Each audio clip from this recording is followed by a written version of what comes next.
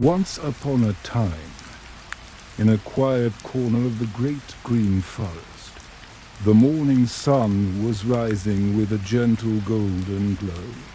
The air was soft and cool, carrying the scent of pine needles, wild flowers, and a hint of dew resting on the grass. The forest seemed alive with tiny sounds, the rustle of leaves, the chatter of squirrels, the far-off call of a woodpecker, and up in the sky, gliding gracefully on wide black wings, was a crow. Now, this was not just any crow. She was a glossy, proud bird with feathers as dark as midnight, shining with a sheen that sparkled like silk whenever the sunlight touched her. Her name was Corvina, and she loved the mornings best of all. Each morning, she soared above the treetops, letting the cool wind carry her higher and higher, as if she were the queen of the skies. On this particular morning, something unusual caught Corvina's sharp eyes.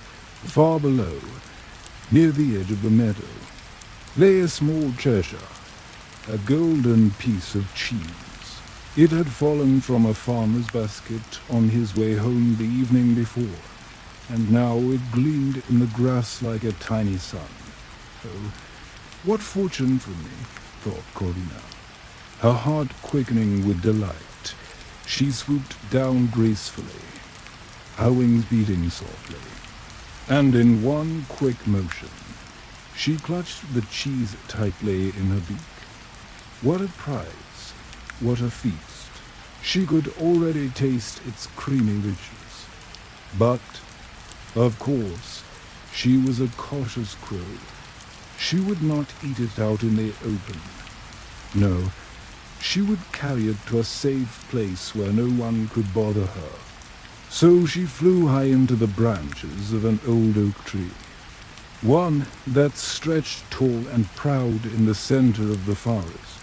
There, on a sturdy branch, Corvina perched, the cheese still clutched firmly in her beak. Her eyes sparkled with satisfaction. Ah, she thought, this will be a breakfast fit for royalty. But as she settled down, ready to enjoy a treasure, she was not alone. For down below, in the shadow of the trees, another set of eyes had noticed her prize. It was Reynard the fox.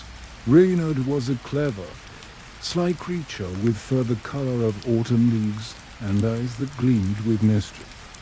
He had been wandering through the forest in search of food, his belly rumbling with hunger, when he caught the scent of cheese drifting through the air.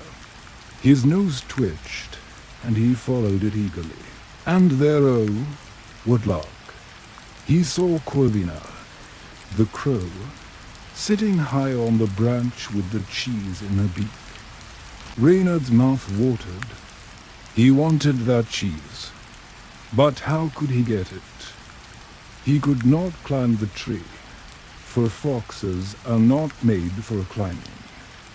He could not fly, for his paws belonged on the ground. Yet Reynard was cleverer than most, and so he began to hatch a plan. He sat beneath the tree, looked up at the crow, and with a voice as sweet as honey, he called out, "Good morning, most beautiful lady of the skies.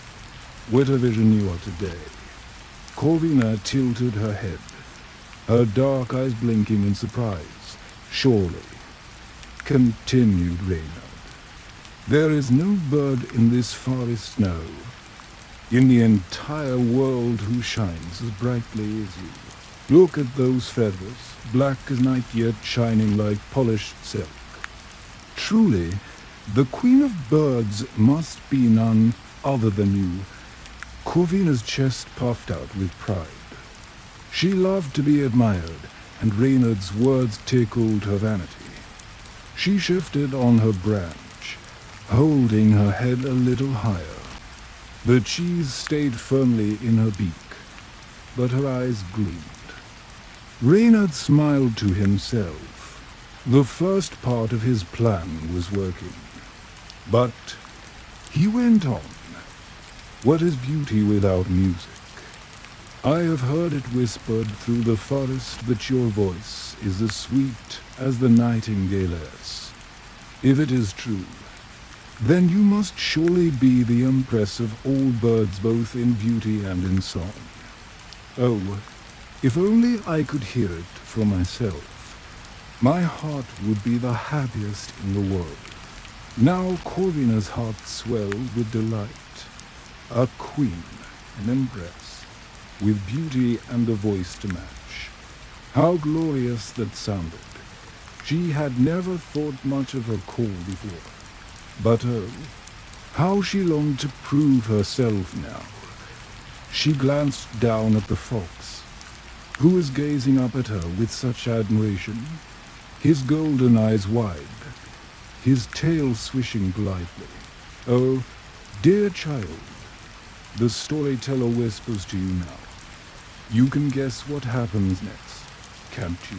For Corvina, lost in her pride, forgot all about the cheese in her beak.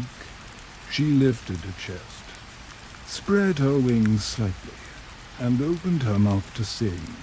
Caw, caw.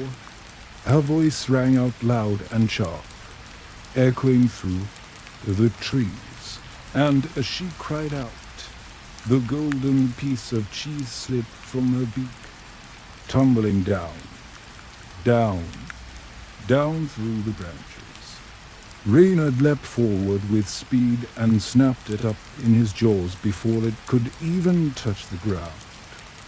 Delicious, he exclaimed, grinning slyly. Exactly what I hoped for. Corvina gasped, realizing too late what she had done. Her prize was gone, and the fox had tricked her. Reynard licked his lips, his eyes twinkling with triumph.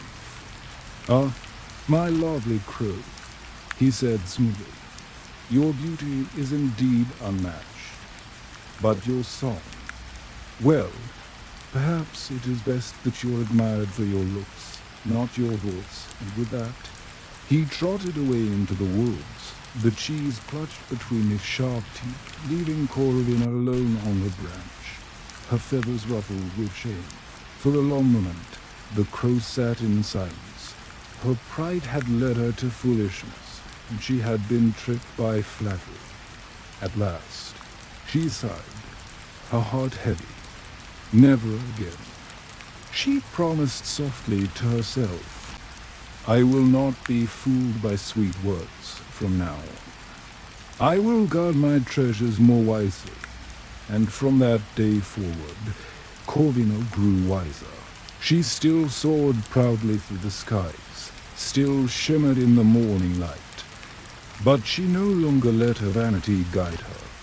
She learned to listen carefully, not to the sugary words of others, but to the quiet truth inside her heart. And Reynard the fox, well, he enjoyed his stolen breakfast that day. But he to learn something.